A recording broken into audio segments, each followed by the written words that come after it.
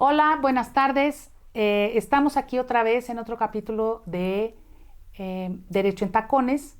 Hoy tenemos una invitada muy especial con la que vamos a platicar el día de hoy porque nos tiene una historia que parece como de película y pues ojalá algún día podamos hacer una película. Bienvenida, Karina, ¿cómo estás? Encantada de estar Qué aquí, bueno que Rosina. viniste. Gracias por estar aquí con nosotros y por querer compartir tu historia. Muy fuerte, muy desgarradora, pero creo que si logramos que muchas mujeres que están viviendo situaciones similares o iguales a las de Karina, eso nos puede servir mucho también pues para aprender, ¿no? Y para identificarnos. Yo estoy segura que muchas se van a sentir identificadas con todo lo que nos va a platicar Karina el día de hoy. Bueno, muchísimas gracias por la invitación. Bueno, primero que nada me presento.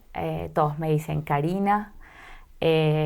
Soy originaria de Venezuela. Llegué a México hace 23 años. Para mí, México es mi país. Soy mexicana de corazón. Pero Eh, además también ya estás naturalizada, también ya Estoy, eres sí, ciudadana soy mexicana. ciudadana mexicana. Mis dos hijas son ciudadanas mexicanas. Eh, Se burlan de mí porque dicen que no hablo con acento. Y yo les digo que por más que digo órale y no manches, No, no, no, no se puede, no me no se puede sale. perder tanto el acento. No me sale. Eh, Siempre he sido una persona muy inquieta, me dedico a las finanzas, siempre he trabajado en el mundo corporativo. Eh, Soy deportista, me encanta correr, nadar, jugar pádel. Eh, por muchos años tuve el sueño de hacer un maratón y lo logré hacer. Tengo dos hermosas hijas, Camila, que tiene 15 años, que es triatleta de alto rendimiento, y No, pues con Natalia. decir triatleta ya para mí ya es alto rendimiento, mi reina, porque los tres deportes más pesados y más Sí, fuertes, y nadar, ya. correr y bicicleta, no, bueno, ya. Y bueno, siempre en mi carrera he tenido muchos challenges porque me encanta lo que hago. Siempre disfruté mucho lo que decidí trabajar. Llegué a México a trabajar y me casé con un mexicano. Mi hija mayor es de mi primer matrimonio y me divorcié después de casi 10 años de matrimonio y 14 años juntos. A mi divorcio conocí al padre de mi hija Natalia. Pero Uña, te voy a interrumpir tantito porque quiero hacer una precisión importante. sí, Una cosa muy importante de lo que dice Karina es que, como ustedes se pueden dar cuenta, es una mujer muy exitosa en lo que ella hace, es una mujer dedicada a las finanzas, ha trabajado toda su vida en el mundo corporativo, le va muy bien, es una mujer exitosa, es una mujer fuerte, independiente, autosuficiente. Y sin embargo, eso es una cosa que yo quiero que quede muy claro y que es una cosa muy importante, sí, porque cuando nosotros hablamos normalmente o cuando nosotros nos referimos a mujeres víctimas de violencia, se tiene esa tendencia a pensar que la mujer víctima somos de violencia desvalidas. es como, exacto, es como la pobre doncella desvalida, ¿no? Que era la niña de su casa y que nunca estudió o nunca se fue independiente o siempre dependió del marido. Y ojo, nadie estamos exentas de sufrir violencia de género de cualquier tipo, llámese psicológica, emocional, económica, vicaria, por el simple hecho de ser mujer. Mujer. Pero además hay otra cosa. Eh, cualquier mujer, cualquier mujer, en cualquier condición económica, sociocultural, etcétera, estamos expuestas a sufrir violencia. Y Karina es un ejemplo de eso, porque Karina es una mujer exitosa, es una mujer que estudió en el extranjero, que se, pues que salió adelante, que tiene su trabajo, que le va muy bien, que es una mujer exitosa y sin embargo también ha sido víctima de violencia. Entonces ahí es donde nosotros vemos y Sí, ahí es donde queda el hincapié de que la violencia de género eh, no tiene nivel nivel socioeconómico. socioeconómico, nivel sociocultural.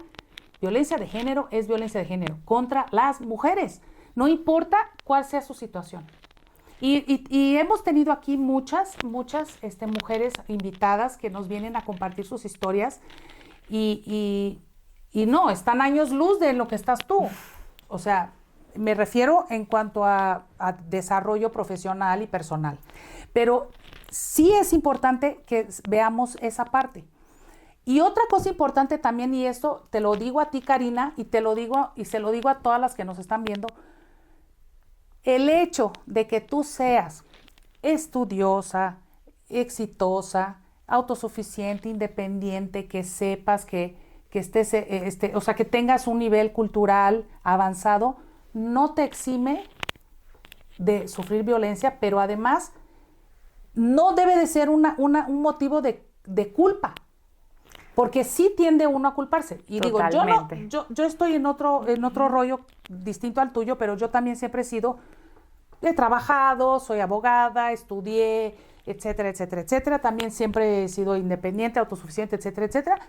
Y yo entiendo que de repente uno piensa, es que ¿cómo es posible que pude haber yo sido víctima de eso cuando, Dios mío, yo he estudiado, yo soy abogada, estudié derechos, tengo una maestría en derecho. ¿Cómo me pudo haber pasado eso a mí? Pues es que sí pasa. Con tantos estudios y cómo te pasa. Sí. Es que sí pasa. Sí. Y pasa, ¿sabes por qué pasa? Y no es culpa de nosotras. No es que qué estúpida fui, que no me di cuenta. No. No es por estupidez o por falta de atención o por falta de conocimientos o por falta de estudios. Es porque la gente, los agresores, son personas extremadamente manipuladoras y son capaces de manipular y de envolverte en un entorno de agresión y de violencia que ni la persona más inteligente, ni la más estudiada, ni la más preparada son capaces de ver. Ese es el peligro de este tipo de personas. Totalmente. Yo te puedo decir, Rosina, que diste en el clavo con la palabra culpa. Yo por muchos años me culpé de mi situación, normalicé la violencia, porque yo me creía que era muy inteligente y que yo podía con esa violencia. Claro. Que no, es más, uno ni siquiera llega a creer que es violencia. Claro, cuando yo llegué con mi psiquiatra, yo me recuerdo que llegué la primera vez con mi psiquiatra Andrea y le dije, Andrea, es que si tú me ayudas a obedecer, mi matrimonio va a funcionar. Obedecer. Obedecer. O sea, te tienes que hacer chiquita. Esa fue Estaba la palabra demasiado grande que yo y te tienes que hacer chiquita para obedecer. Para obedecer, porque con eso se van a acabar mis problemas de familia. Yo estoy acá porque soy víctima de todas las violencias, pero en especial víctima de violencia vicaria. Mi hija fue retenida, sustraída el 24 de enero del 2024. Me pusieron una denuncia por abuso sexual y violencia familiar. Y desde ese tiempo... Te interrumpo. Esas carpetas de violencia familiar y de abuso sexual nunca se judicializaron. No, al día de hoy no se han judicializado. Sin embargo, mi agresor utiliza estas carpetas a su antojo. Cuando necesita decir que se están judicializando, le dice al juez que están en judicialización. Cuando necesita dejarlas estancadas y que no pase nada, no pasa nada con las carpetas. A ver, quiero hacer nada más la precisión aquí. La judicialización a lo que nos referimos cuando hablamos de las carpetas de investigación es, vas a la fiscalía, pones una denuncia por la comisión de algún delito y lo que hace la fiscalía es iniciar una investigación y empezar a recabar pruebas, ¿no? Para poder armar la carpeta, integrar la carpeta de investigación. En este caso, las denuncias que promovieron en contra de Karina por violencia familiar y por abuso sexual, va el agresor ante la fiscalía, pone la denuncia y lo que tiene que hacer la fiscalía es integrar esas carpetas con pruebas que acrediten que efectivamente ocurrió la violencia familiar o el abuso sexual. Entre esas pruebas de las cuales la fiscalía se tiene que allegar son, por ejemplo, las periciales psicológicas y periciales médicas, que tengo entendido que en el caso de tu hija, la menor, que supuestamente es víctima o fue víctima de violencia o de abuso sexual, nunca hubo un peritaje médico. No hubo. Por favor, quiero oír los comentarios de las penalistas que me ayuden y que me digan si se puede integrar una carpeta por el delito de abuso sexual sin un peritaje médico. Y psicológico, no. Es más, médico y psicológico. Las dos cosas. Cuando hicimos el metaperitaje, que al día de hoy el fiscal, el MP no ha firmado para que podamos tener acceso completo a los test. El resultado del test ni siquiera estuvo enfocado al abuso sexual, sino está enfocado a decir que la niña le tiene terror a su mamá, que durante esos años mi expareja vivió un terror psicológico de mi parte. Él vivió terror psicológico. Él vivió terror psicológico de mi parte. Entonces, con esa carpeta, él va a donde el juez 40 de lo familiar y pide que Natalia se acoja a la ley de protección contra las mujeres. Sí, a la ley de acceso a las mujeres a una vida libre de violencia. Libre de violencia, le dan unas medidas de protección de forma provisional y con esas medidas de forma provisional, el juez interino del primero del oral le da la custodia temporal. A partir de ahí, sin contarte que adicionalmente a esto, él había iniciado una modificación de convenio en el 2021, porque él, dado a que yo ya no tenía un personal en mi casa, que él consideraba que eran las únicas personas a las cuales Natalia debería tener conexión en su vida, porque yo era una persona que no era necesaria en la vida de Natalia, y yo le dije que yo no podía seguir trabajando con estas personas porque cometían robo, robaban documentos en mi casa, estamos hablando tomaban personal fotos, de servicio, personal de servicio, que hoy en día trabajan con esta persona y son sus testigos. Estas personas dicen que yo abusé de ellas por 17 años y que ellas ahora también están diciendo que sufrieron abuso por 17 años.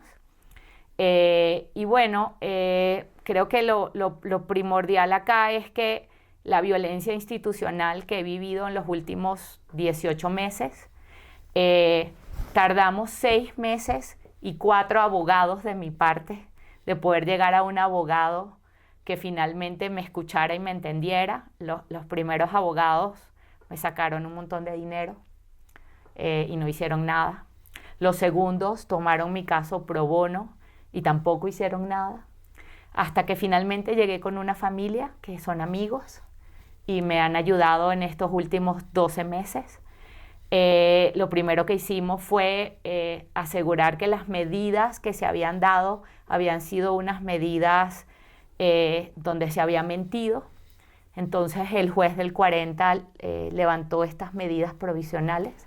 Otra cosa importante también, cuando hablamos de judicializar, también, retomando a la parte de las denuncias en contra de Karina, es cuando el agente del Ministerio Público o el fiscal en su caso ya tienen las carpetas de investigación completamente integradas con todas las pruebas suficientes para comprobar que efectivamente se cometió el delito, lo que hacen es judicializar la carpeta. Judicializar la carpeta significa que la va a pasar a un juez de control para que el juez de control, un juez penal de control, determine si vincula a la persona denunciada, si la vincula a proceso o no. En este caso, de lo que está comentando Karina, que esas carpetas de investigación se utilizaron como prueba en un juicio familiar para que se le diera la custodia provisional y se emitieran medidas de protección en contra de ella, para que el papá se quedara con la niña que tiene, ¿cuántos años tiene tu hija? 7 años, hoy en día tiene 8 años. 8 años. Para que la niña de 8 años se quedara con su papá y no con su mamá. Yo lo he dicho muchas veces aquí, porque así lo establece el Código Civil de la Ciudad de México, que los niños menores de 12 años deben de estar bajo la guardia y custodia de su mamá. salvo que se acredite la comisión de violencia familiar por parte de la mamá. Pero ojo, en este caso en particular, las carpetas que se abrieron en contra de Karina no están judicializadas. Entiéndase, no se ha acreditado la comisión del delito. O sea, no está acreditado, no está probado que efectivamente lo que el señor denuncia, que es violencia familiar o violencia, en este caso abuso sexual, efectivamente se hubiera cometido. No se acredita. ¿Por qué no se acredita? Porque ni siquiera la han mandado con un juez que diga si se acredita o no se acredita. Porque el que decide eso es el juez de control. El juez de control, cuando recibe la carpeta de investigación por parte del fiscal, va a decir, tengo aquí todas las pruebas con las que se acredita que efectivamente se cometieron esos delitos. Y entonces ahí es cuando el juez dice, está bien, tengo las pruebas, voy a dictar un auto de formal prisión en su caso, o la voy a vincular a proceso, o prisión preventiva oficiosa, etc. Pero no hay eso todavía, porque el fiscal ni siquiera ha mandado las carpetas con el juez de control. Aquí es muy importante, y te lo digo a ti, y también quiero que todo el mundo lo sepa, no es el fiscal el que decide si se cometió el delito o no. Sí, es muy importante porque siempre utiliza eso con el juez familiar. No es el fiscal el que decide si se comete el delito o no se comete el delito. La función y el trabajo del fiscal o de los agentes del Ministerio Público, como le quieran llamar, es recabar las pruebas para ver si se acreditó la comisión del delito o no. Pero quien decide si hay delito o no es el juez. Y no hay un pronunciamiento de un juez. O sea, ella ni siquiera está vinculada a proceso, porque no ha habido ni siquiera audiencia en donde el juez determine eso. Entonces, ¿cómo es posible que los jueces de lo familiar decidan si deben de haber medidas cautelares, medidas de alejamiento de ella hacia sus hijas, cuando no existe un pronunciamiento judicial, no del fiscal, judicial, porque vuelvo a repetir, quien decide si se cometió el delito o no es el juez, no el fiscal. El fiscal lo único que va a hacer es juntar todas las pruebas que pueda para formar toda la carpeta de investigación y pasársela al juez para que el juez decida si hay delito o si no hay delito, que es el famoso... la audiencia inicial del proceso penal, en donde el juez va a decir, efectivamente, está clavadísimo, cometiste los delitos y te voy a vincular a proceso. Es decir, vamos a empezar un proceso penal en tu contra porque cometiste un delito. No hay eso en este caso. No hay eso. Entonces, desde ahí yo considero que ya empezamos mal. Porque entonces se están tomando medidas o se están tomando decisiones o se están emitiendo resoluciones respecto de la guarda y custodia o del sano desarrollo o la sana convivencia de tu hija menor, sí, porque... sin tomar en cuenta que no hay ni un pronunciamiento judicial en ese sentido. El juez del primero, cuando hemos hecho todas las actuaciones, dice que nosotros hicimos una apelación a esta decisión de haber entregado la guardia y custodia en esta forma. La apelación no fue negada, sin embargo, acabamos de recibir de forma positiva el amparo. ¿Les concedieron un amparo? Nos concedieron un amparo que dice la sala cuarta. Ha de ser un tribunal colegiado de circuito. Sí, dice que quiere ver los periciales míos y he hecho periciales. He hecho metaperitaje, he hecho periciales, tengo los informes de mi psiquiatra de hace 8 años, de mi psicólogo de hace 8 años.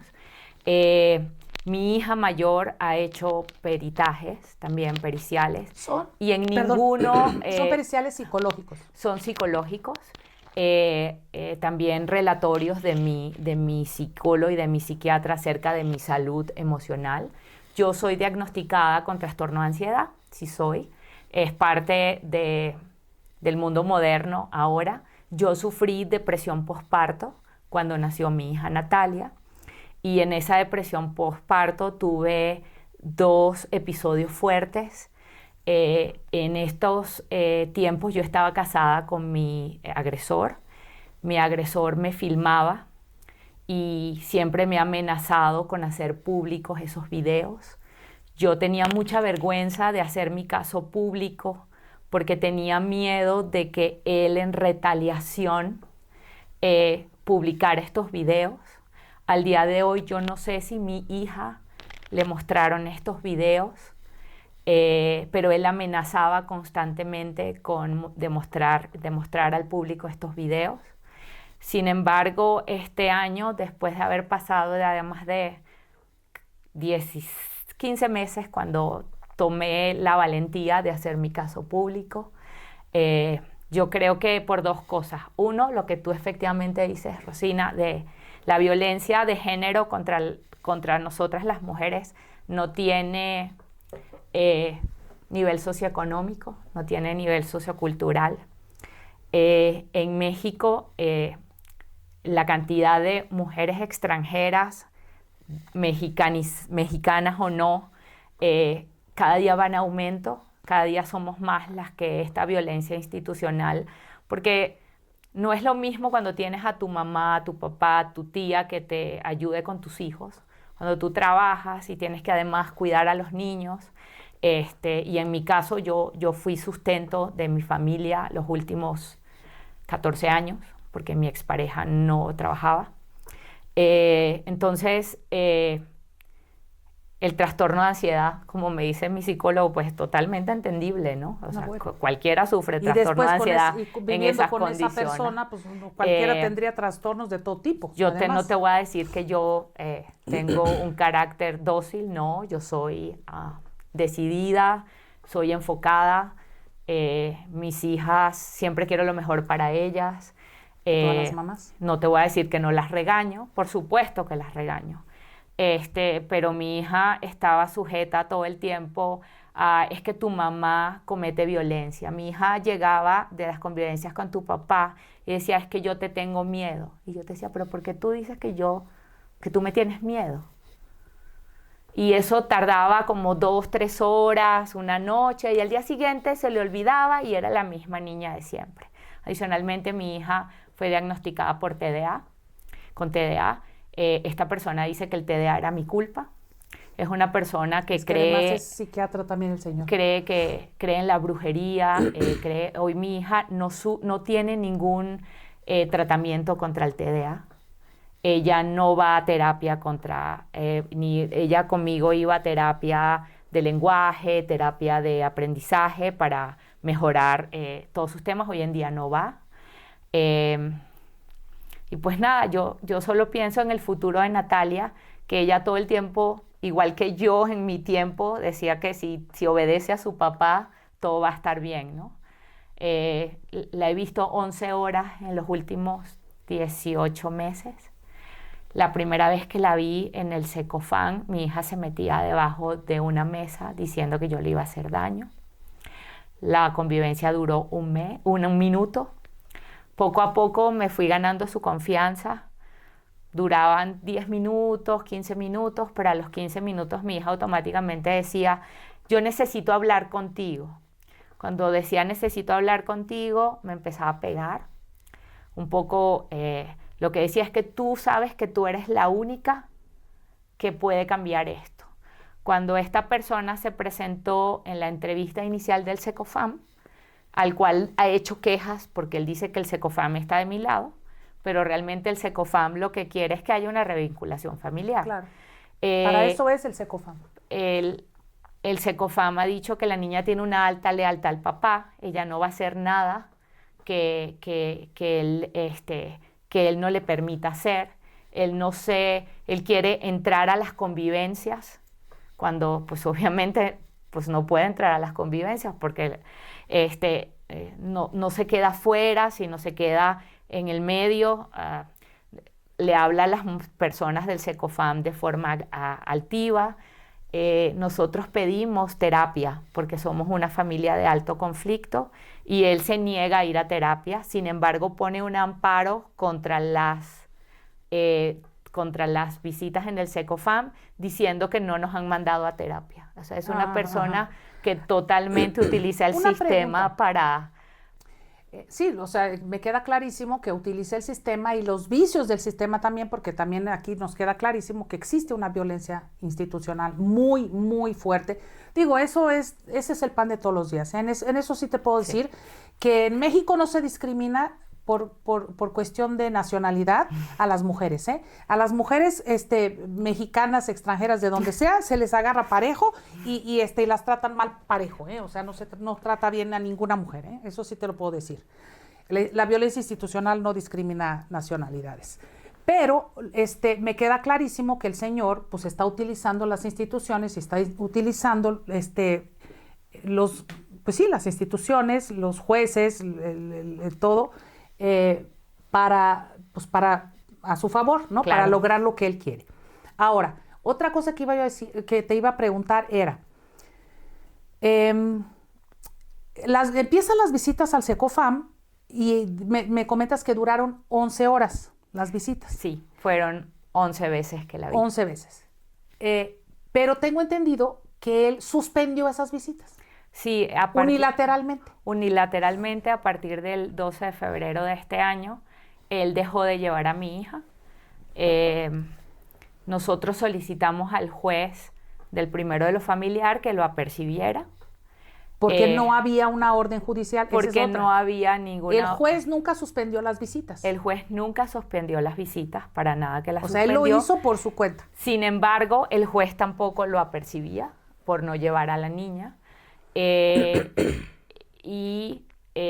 Lo que el SECOFAM le manda una resolución al juez donde dice que no hay forma de que la niña se revincule en ese periodo de 1 hora, que la niña reconoce a la mamá cuando la niña está fuera de la influencia del papá, recuerda las vacaciones, los tiempos que pasábamos juntos. Logramos que el juez le diera permiso a su hermana mayor para que pudiera entrar con nosotros a las convivencias, y justamente cuando se dieron las 2 convivencias con la hermana, que hicimos sándwich unas encima de la otra, nos maquillamos, ella en estas 11 visitas no me aceptaba ni agua, no me aceptaba comida. Sin embargo, cuando ella veía la comida que yo le hacía, que era la comida que ella comía en mi casa, se le quedaba mirando. Y la facilitadora del SECOFAM me dice, a esa niña se le van los ojos por comerse lo que usted le traiga. Pero es tan fuerte la lealtad que le tiene a su papá que ella prefiere pasar sed a no comerse y a no tomarse lo que usted le traiga. En varias ocasiones le llevé ropa para que ella no la perdiera. En muchas ocasiones dijo que le daba frío al colegio, entonces yo le llevé las chamarras que ella usaba en mi casa y esta persona me las regresaba. Cuando yo le daba peluches nuevos, le decía a la niña que yo solo la quería comprar y que yo estaba actuando en el SECOFAM a ser una buena persona, pero que ella sabía, mi hija, que yo era una mala persona. ¿Eso lo decía tu hija o él se lo decía a tu hija? Eso lo decía mi hija.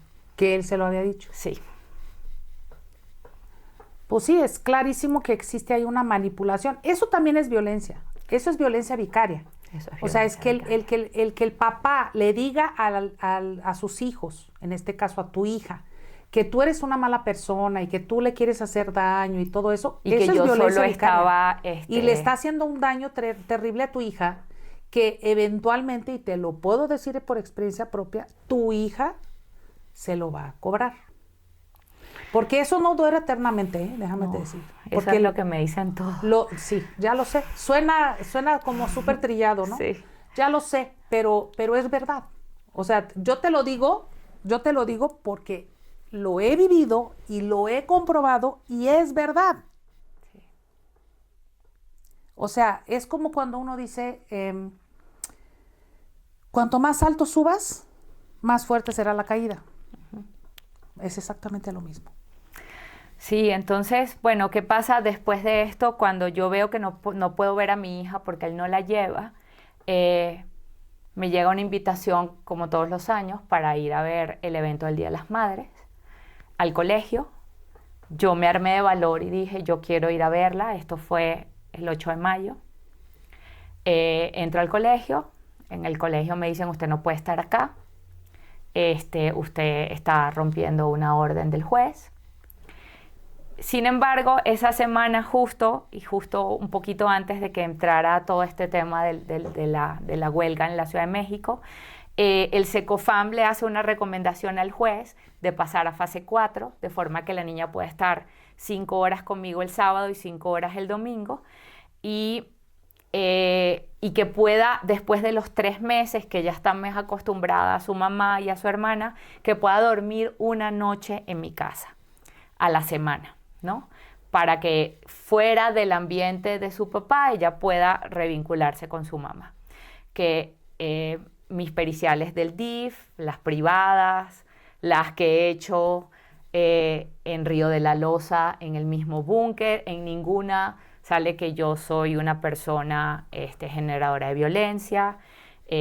Entonces... esas periciales psicológicas que te hicieron ahí en el centro de periciales psicológicas del búnker, de la fiscalía, ¿esas periciales te las hicieron por la denuncia por violencia familiar en tu contra? No, esas denuncias me las hicieron porque yo en septiembre del 2023, antes de que él se llevara a mi hija, tuve un incidente con él en el que yo llegué a mi casa y él estaba siendo multado por unos fiscales de tránsito, porque es una persona... Unos oficiales de tránsito. Sí, unos oficiales de tránsito. Él es una persona que se cree que está arriba de la ley. Entonces estaba estacionado en un lugar donde es salida para incendios, y él estaba ahí, y cuando yo llegué a dejarle a mi hija, empieza a gritarme que no está el uniforme.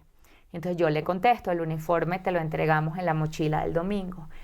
Y entonces empieza, no tiene uniforme, y dice, por culpa de esta vieja pendeja, me están multando. Y el oficial le dice, señor, deje de gritarle a la señora, porque está enfrente de un oficial, ¿no? Y mi hija empieza a llorar, a lo que yo le digo, subo corriendo a buscar un uniforme nuevo para que te lo lleves. Mi hija seguía llorando, estaba 2 testigos en mi casa de todo lo que estaba pasando. Yo bajo, le doy el uniforme, y cuando él se va, me dice el oficial de tránsito, yo le sugiero que usted vaya y haga una denuncia por violencia familiar contra esta persona. Yo creo que de ahí, de esa denuncia, él se enojó, ¿no? Y por eso hace la denuncia 4 meses después, cómo me atreví a hacerle eso. Adicionalmente a eso, Rosina, hicimos en febrero de este año una denuncia por violencia familiar con enfoque en violencia vicaria. Tú bien sabes que no está tipificada, y básicamente lo que estamos diciendo es que esta persona no lleva a la niña, que la manipula, no porque lo digo yo, lo dicen los informes del SECOFAM. De hecho, el día que tenía que presentar a la niña a los exámenes periciales del tribunal, no la llevó. Y no lo apercibieron. Cuando el juez estaba ahí, que si no la llevaba lo tenía que apercibir, no lo apercibió. Entonces, ante la impotencia de no avanzar con el juez del primero del oral, que además decide darme las 5 horas del SECOFAM, pero no deja que mi hija se duerma conmigo, porque dice que el basamento de esta persona es que hay una perito privada que le hizo un peritaje a mi hija, y mi hija dice que fue totalmente violentada por mi persona. Eso es en contra de los peritajes oficiales. Correcto, en contra de los peritajes oficiales. Esta persona, este señor, no es mexicano. No, él no es mexicano, y nunca será mexicano, porque él dice que nunca va a ser mexicano. Él es venezolano, residente mexicano. ¿Y entonces qué hace aquí? Bueno, pues utiliza la ley para lo que le conviene. Para eso está. ¿Tiene permiso para estar en México? Sí. Ojo, sí, porque a lo mejor hasta está de ilegal en México, y como si ya no tuviéramos suficientes agresores mexicanos nacionales, ahora vamos a empezar a importar agresores de Venezuela. Solo eso me faltaba. Bueno, Entonces, derivado de ese incidente con los oficiales de tránsito, pusiste la denuncia por violencia familiar y de ese peritaje psicológico que te hicieron ahí en el búnker, en la fiscalía, salió que tú no eres una persona violenta y agresiva. No, sin embargo, ese primer peritaje salió que yo no tenía afectación, ¿no? Que yo no estaba afectada y que por ende ese hecho no podía vincularse a nada. Esa carpeta no se ha judicializado, pero tampoco se ha cerrado. Nosotros pedimos una solicitud de un nuevo pericial. En el nuevo pericial ya se hizo, salió la afectación.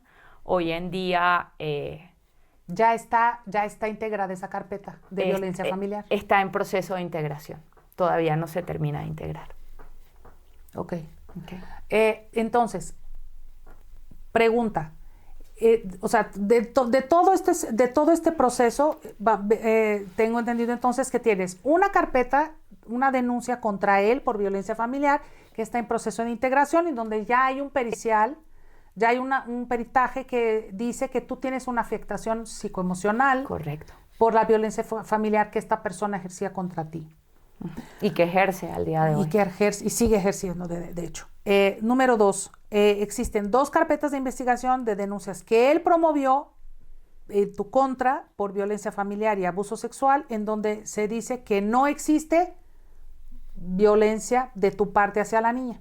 Bueno, en la pericial que él tiene, que nosotros hicimos el metaperitaje y que no cumple con los protocolos de niños abusados sexualmente pero ese peritaje lo hizo él por su lado. Lo hizo él por su lado, pero también hay uno de la fiscalía, que es un peritaje que estamos... El peritaje de la fiscalía es un peritaje oficial. Sí, es un peritaje oficial. El peritaje privado que hizo él, pues es un peritaje que puede haberle hablado a su pareja, que tengo entendido que es psicóloga. Correcto. Donde dijo, no, la niña está muy afectada y sí abusaron sexualmente de ella. Pero, ¿qué dice el peritaje de la fiscalía? El peritaje de la fiscalía dice que la niña no sufrió abuso sexual y dice que sí sufrió abuso familiar, porque la niña dice que me tiene miedo, que ella me ve como un monstruo. No, pues ¿cómo no te va a ver como un monstruo si el señor está diciendo que tú la maltratas? O sea, está medio complicado ahí, pero bueno. A ver, es que aquí hay una situación bien complicada y una situación bien grave. Yo siento que no hay una estructura ordenada en cuanto a los peritajes que se le han realizado a tu hija, y no se están considerando cuestiones ajenas a la denuncia en sí. ¿A qué me refiero? Él pone una denuncia por violencia familiar en tu contra, como quien dice, como si tú hubieras ejercido violencia familiar en contra de tu hija. Y le hacen un peritaje psicológico, es decir, la llevan con un psicólogo de la fiscalía para que le haga estudios y se determine si la niña tiene una afectación psicológica por razón de la supuesta violencia que la mamá ejerce contra ella. Pero no se toma en cuenta para nada. Fíjate cómo son dos dictámenes distintos y que se contraponen, el del SECOFAM y el de la fiscalía. Porque el de la fiscalía dice, la niña tiene una afectación psicológica. ¿Por qué? Porque le tiene mucho miedo a su mamá. Pero en el SECOFAM dicen, es que la niña está muy manipulada y está muy, manipulada por su papá y por eso le tiene miedo a la mamá. Sí, de hecho... Entonces, a ver, de este lado, la fiscalía dice, no, sí, la niña está muy afectada y le tiene miedo a su mamá. Y de este lado, SECOFAM dice, pues sí, le tiene miedo a su mamá, pues porque el papá le dice cosas. Y cuando está lejos del papá, la niña está perfectamente bien y no tiene ni un tema. Pero cuando sabe que el papá está ahí, entonces la niña está aterrada. Finalmente, ¿a quién le tiene miedo? Sí, de hecho es muy chistoso porque cuando yo pongo la denuncia por violencia familiar, que él está gritando y ella está llorando, y a ella le preguntan en el peritaje si tu papá alguna vez te ha gritado, ella contesta que no. O sea, tú has visto a tu papá gritar, tu papá grita. No, mi papá no grita, mi papá es perfecto. O sea, 2 oficiales de tránsito sí lo vieron, pero ella nunca lo ha visto. Ella nunca lo ha visto. Ok. Y yo la entiendo, porque yo estuve ahí, Rosina. Si yo de adulta le tenía miedo y quería hacer todo lo que él quería, y Fuiste yo llegué, con una psicóloga para que te hiciera ser obediente, imagínate. imagínate una niña de 7 años. Es una situación terrible para ella. Es muy difícil pedirle a un Imagínate niño con que qué se ponga... confianza va a tener Así es. ella relaciones de pareja en el futuro, donde va a creer que ella tiene que obedecer a su pareja, ¿no?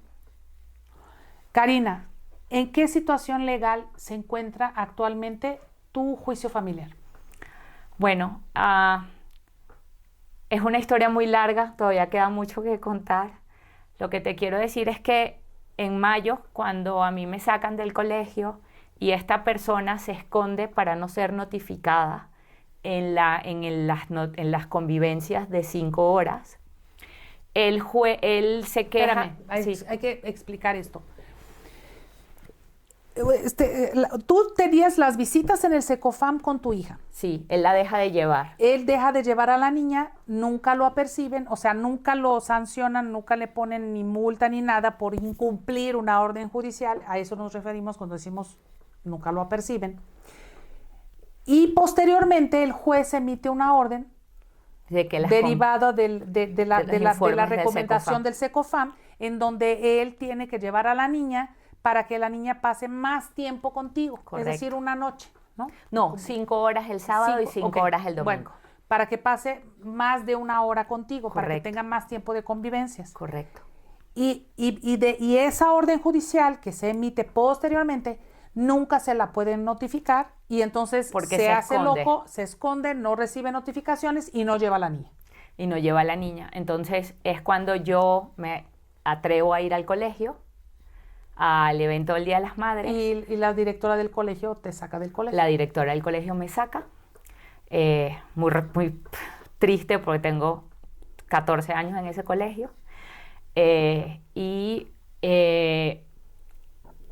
Esta persona que no estaba localizable le hace un escrito al juez pidiendo que me multen y que me aperciban por porque llevar a la niña al colegio. por yo atreverme a ir al colegio. Detalle importante, ella es la que paga el colegio. Sí. Y el colegio no la deja ver a su hija el Día de las Madres. Okay. Sí. Ajá. Y entonces el juez le contesta y le dice que él no me puede apercibir porque al colegio el juez no le consta que yo me presenté.